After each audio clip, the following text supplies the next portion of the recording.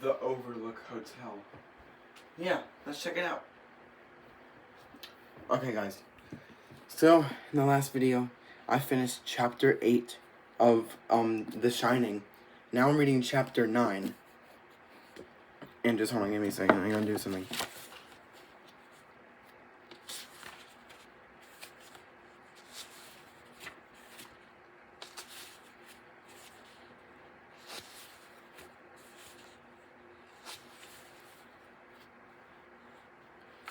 Okay, this is like 8 3/4 pages. That's how long this chapter is. Okay. Chapter 9, Checking It Out. Ullman was waiting for them just inside the wide, old-fashioned front doors. He shook hands with Jack and nodded coolly at Wendy, perhaps noticing the way heads turned when she came through into the lobby, her golden hair spilling across the shoulders of the simple navy dress. The hem of the dress stopped a modest 2 inches above the knee, but you didn't have to see more to know they were good legs. Dang, she good looking. I can't really say that because I have a girlfriend, so. Ullman seemed truly warm toward Danny only, but Wendy had experienced that before. Danny seemed to be a child for people who ordinarily held W.C. Fields' sentiments about children. He bent a little from the waist and offered Danny his hand. Danny shook it formally, without a smile. "My son, Danny," Jack said, "and my wife, Winifred." I'm happy to meet you both," Ullman said. "How old are you, Danny?" 5, sir." "Sir, yet." Ullman smiled and glanced at Jack. "He's well-mannered." "Of course he is," Jack said. "And Mrs. Torrance." He offered the same little bow, and for a bemused instant, Wendy thought he would kiss her hand. She half offered it, and he did take it, but only for a moment, clasped in both of his. His hands were small and dry and smooth, and she guessed that he powdered them. Okay. The lobby was a bustle of activity. Almost every one of the old-fashioned high-backed chairs was taken. Bellboys shuttled in and out with suitcases, and there was a line at the desk, which was dominated by a huge brass cash register. The Bank Americard and MasterCharge decals on it seemed jarringly anachronistic. To their right, down toward a pair of tall double doors that were pulled close and roped off, there was an old-fashioned fireplace now blazing with birch logs. 3 nuns sat on a sofa that was drawn up almost to the hearth itself. They were talking and smiling with their bags stacked up to either side, waiting for the checkout line to thin a little. As Wendy watched them, they burst into a chord of tinkling, girlish laughter. She felt a smile touch her own lips. Not one of them could be under 60. Okay. Alright.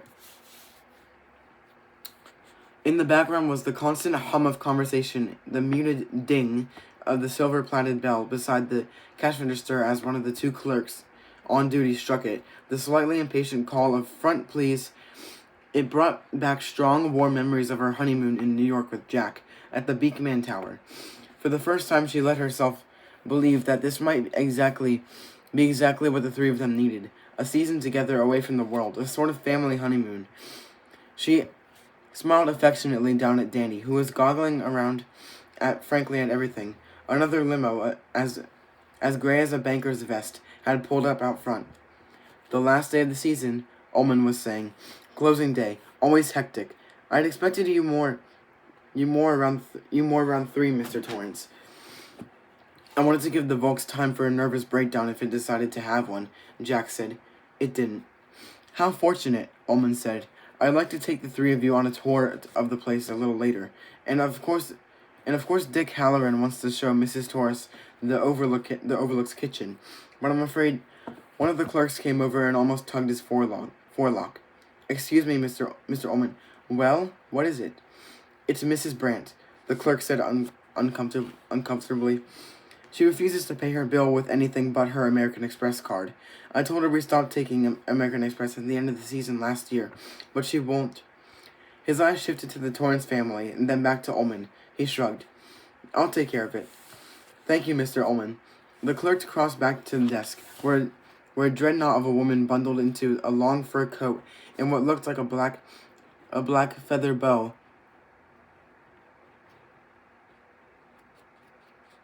was remonstrating loudly. I have been coming to the Overlook Hotel since 1955, she was telling the smiling, trudging clerk. I continued to come even after my second husband died of a stroke on that tiresome road court. I told him the sun was too hot that day, and I've never, I repeat, never paid with anything but my American Express card. Call the police if you like. Have them drag me away. I still refuse to pay with anything but my American Express card. I repeat. Excuse me, Mr. Ullman said. They watched him cross the lobby, touch Mrs. Brandt's elbow deferentially, and spread his hands and nod when she turned her tirade on him. He listened sympathetically, nodded again, and said something in return. Mrs. Brandt smiled triumphantly, turned to the unhappy desk clerk, and said loudly, Thank God there is one employee of this hotel who hasn't become an utter Philistine. She allowed Ullman, who barely came to the bulky shoulder of her fur coat, to take her arm and lead her away, presumably into this inner office. Woo! Wendy said, smiling. There's a dude who earns his money. But he didn't like that lady, Danny said immediately. He was just pretending to like her.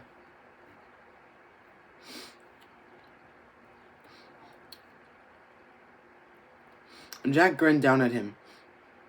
I'm sure that's true, Doc, but flattery... Okay, yeah, Danny said he didn't like that lady. Jack grinned down at him. I'm sure that's true, Doc, but flattery is the stuff that greases the wheels of the world. What's flattery?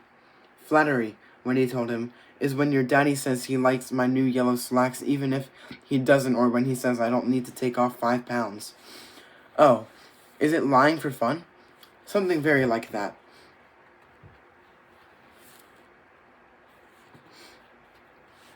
He had been looking at her closely and now said, You're pretty, Mommy. He groaned in confusion when they exchanged a glance and then burst into laughter. Ullman didn't waste much flattery on me, Jack said. Come on over by the window, you guys. I feel conspicuous standing out here in the middle with my denim jacket on. I honest to God didn't think there'd be anybody much here on closing day. Guess I was wrong.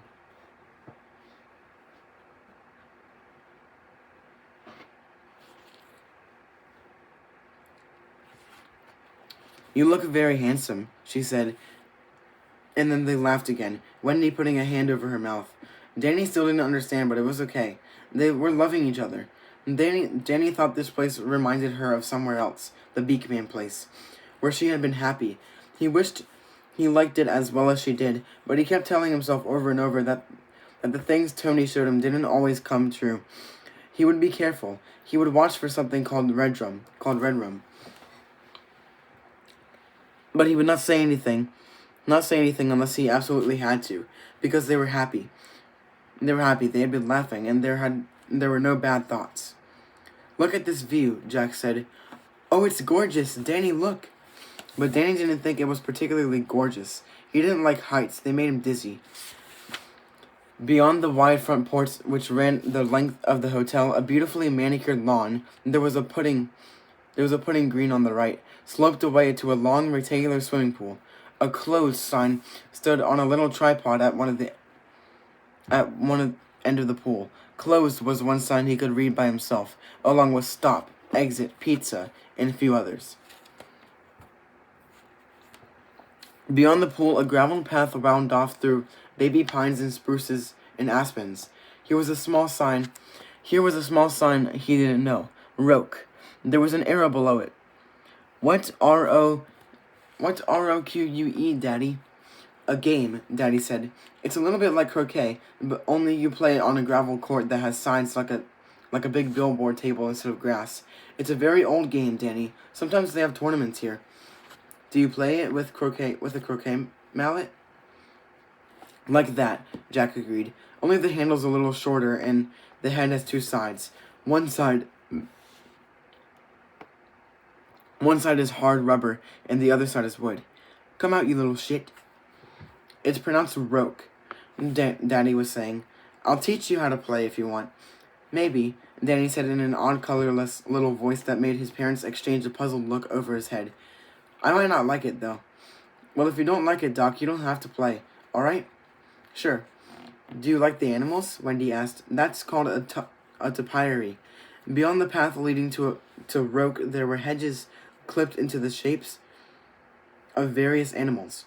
Danny, whose eyes were sharp, made out a rabbit, a dog, a horse, a cow, and a trio of bigger ones that looked like frolicking lions. Those animals were what made Uncle Al think of me for the job, Jack told him. I knew that when I was in college. I used to work for a landscaping company. That's a business that fixes people's lawns and bushes and hedges. I used to trim a lady's topiary.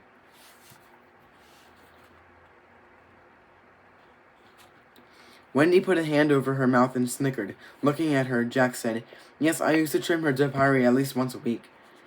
Get away, Fly, Wendy said and snickered again. Did she have nice hedges, Dad? Danny asked, and at this they both stifled great bursts of laughter. Wendy laughed so hard that tears streamed down her cheeks, and she had to get a Kleenex out of her handbag. They weren't animals, Danny, Jack said when he had control of himself. They were playing cards, spades and hearts and clubs and diamonds. But the hedges grow, you see. They creep, Watson had said. No, not the hedges, the boiler. You have to watch it all the time or you and your family will end up on the fucking moon. They looked at him, puzzled. The smile had faded off his face. Dad? Danny asked. He blinked at them as if coming back from far away. They grow, Danny, and lose their shape. So I'll have to give them a haircut once or twice a week until it gets so cold they stop growing for the year.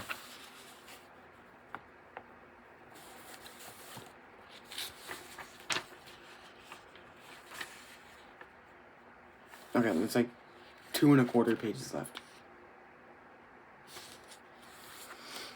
And a playground too, Wendy said. My lucky boy. The playground was beyond the topiary. 2 slides, a big swing set with half a dozen swings set at varying heights, a jungle gym, a tunnel made of cement rings, a sandbox, and a playhouse that was an exact replica of the overlook itself. Do you like it, Danny? Wendy asked. I sure do, he said, hoping he sounded more enthused than he felt. It's neat. Beyond the playground, there was an inconspicuous chain-link security fence. Beyond that, the wide macadamized drive that led up to the hotel, and beyond that, the valley itself, dropping away into the bright blue haze of afternoon. Danny didn't know the word isolation, but if someone had explained it to him, he would have seized on it. Far below, lying in the sun like a long black snake that had decided to snooze for a while, was the road that led through Sidewinder Pass and eventually to Boulder. The road that would be closed all winter long. He felt a little suffocated at the thought, and almost jumped when Daddy dropped his hand on his shoulder.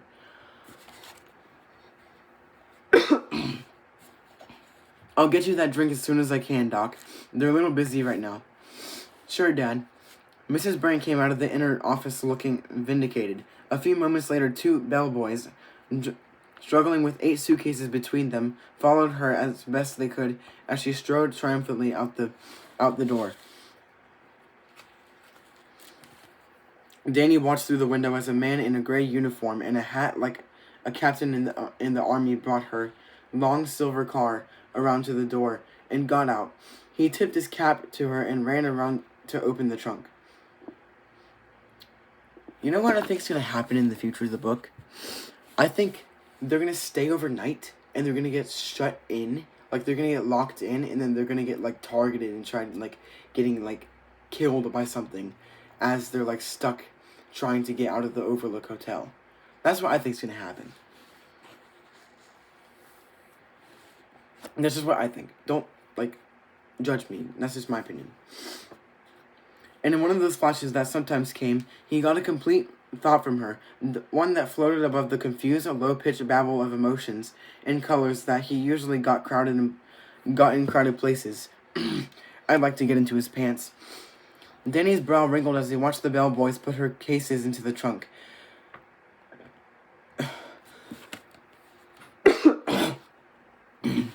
She was looking rather sharply at the man in the gray uniform who was supervising the loading.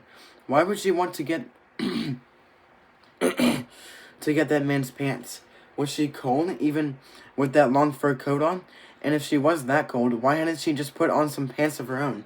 His mommy wore pants just about all winter.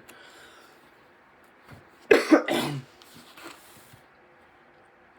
man in the gray uniform closed the trunk and walked back to help her into the car. Danny watched closely to see if she would say anything about his pants, but she only smiled and gave him $1 bill, a tip. A moment later, she was guiding the big silver car down the driveway. He thought about asking his mother why Mrs. Brandt might want that carman's pants, and decided against it. Sometimes questions can get you in a whole lot of trouble, and it happened to him before. So instead, he squeezed in between them on the small sofa they were sharing and watched all the people check out at the desk. He was glad his mommy and daddy were happy and loving each other, but he couldn't help being a little worried. He couldn't help it. Alright guys, well that's the end of the chapter. I think I might see you guys in chapter 10. So, goodbye.